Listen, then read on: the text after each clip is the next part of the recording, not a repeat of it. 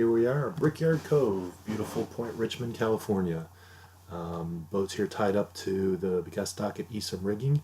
Actually there, just got untied as I push it away, hop on the helm there, pull it out to the middle of this little turnaround they've got. Moving it about 50 feet over to where the cranes are to try to step this mast, turn this powerboat back into a sailboat. That's Ben takes over the helm there as I move the bumpers over to the other side of the boat. He spins it around. There's the cranes. They're going to do all the work. Mast any bigger than this, and they're going to take it to the bigger boat yard. This is about as big as they're going to try to do on these cranes. Waited for low tide for this. There we've got the boat docked, and the mast comes into view. It's on horses up above, about one story up. Now here you'll see Ben take that lift line that's on the crane, go to the mast, to the base plate on the boat, back to the butt of the mast, back to the base plate, and then aft to some winches. That way they can pull the butt of the mast towards the base plate. Here you see they'll position the horses to get it ready to hoist, and there the mast is now hoisted in the air, weights on the crane. So as you see all the new shrouds, new electrical, new halyards are all prepped for this maneuver, and they slowly unhook cables as they need, and they're looking at the base, and they're realizing it's about 4 inches short. So they're going to take it back, reposition the crane to hoist it a little bit lower on the mast. That'll get more tension on the butt line, but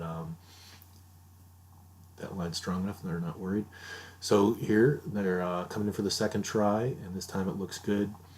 Detaching a few more of the brand new shrouds. Just a little adjustment as they pry a line, make sure it's free. See the starboard shrouds get attached first. Actually, first they're still positioning the mast into the base plate, trying to get it seated properly for the stepping. And I think as you see it there, now they've attached the jib halyard to the port side to try to help straighten it. That's that other red and white line going up diagonally there. Starboard shrouds are made, and there they're pulled that winch in, and there they've got a port shroud made. So all that's remaining yet is the forestay. That's me hanging onto the hanging onto the forestay as they finish up some more prep work. Going slow and sure, making sure everything's done correctly.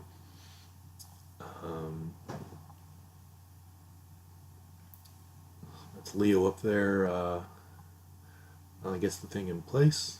Red cap upper right there is Scott Esom, owner of Esom Rigging. The forestay is now made. So they go around, they got plenty to check.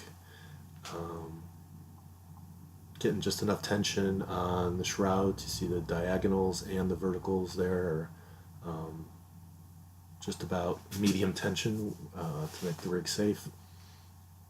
And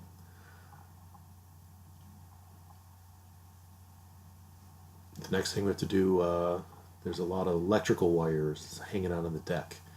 So you'll see Ben disappear in front of the bimini, and I go below, and we pass all the wires down just to make sure they're out of the way of any other lines we want to use. And that takes just a few minutes. This whole process overall was about 90 minutes.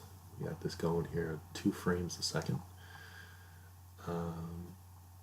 Christian there is a great apprentice, been very helpful through the whole process.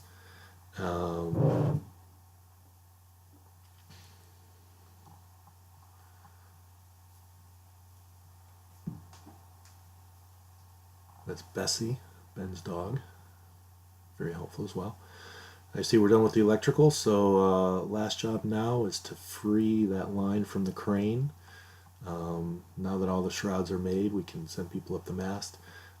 Ben draws the lucky straw, and just a quick hop up, disconnect the crane line, and off we go.